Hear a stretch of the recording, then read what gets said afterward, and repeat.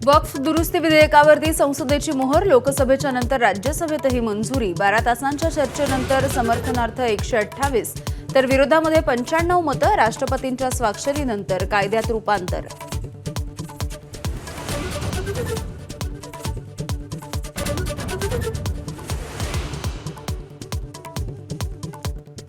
वक्फ board सुधारणा विधेयकाच्या मतदानाच्या वेळेला शरद पवारांची अनुपस्थिती। महत्त्वाच्या विधेयकावेळी अनुपस्थित राहिल्याने शरद पवारांच्या राष्ट्रवादीच्या भूमिकेच्या संदर्भात संभ्रम। मणिपूरमधील राष्ट्रपती राजवटीवरती राज्यसभेची मोहर। पहाटे 4 वाजता आवाजी मतदानाने ठराव मंजूर। मणिपूरमध्ये शांतता प्रस्थापित करण्यासाठी सरकार प्रयत्नशील असल्याची शहांची माहिती।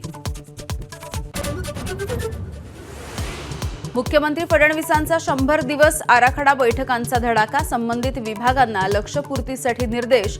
सलग 3ऱ्या दिवशी आजही काही विभागांचा आढावा।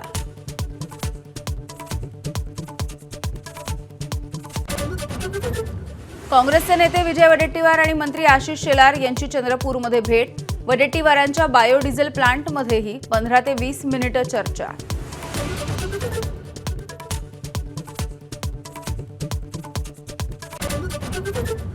न्यू इंडिया बँक घोटाळ्याच्या प्रकरणी 5ही आरोपींच्या मालमत्तेवरती टाच आणणार। 168 कोटी रुपयांच्या 21 मालमत्ता जप्त करण्यासाठी कोर्टाची परवानगी।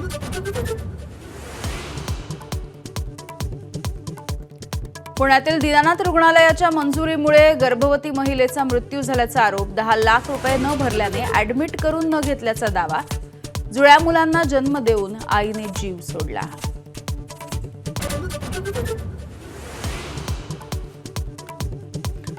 नागपुरात भाजी बाजारामध्ये झालेल्या गोळीबारामध्ये एकाची हत्या तर 1 जण जखमी। गोधनी परिसरामध्ये तणाव, पोलिसांचा बंदोबस्त।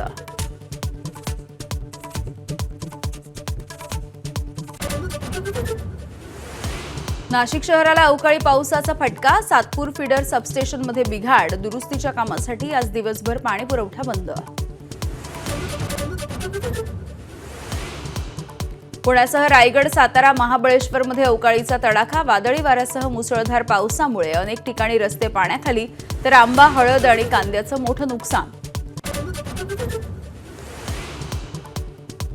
आजपासून मुंबईमधील क्लीनअप मार्शलची सेवा बंद। अस्वच्छता पसरवणाऱ्यांवरती पालिकेच्या उपद्रवमूलक पथकाकडून कारवाई मात्र सुरूच राहील।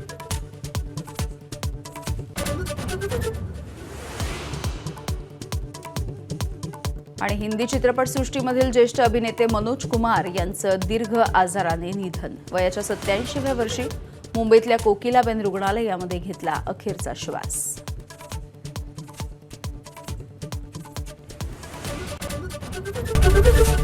एबीपी माझा, उघडा डोळे बघा नीट।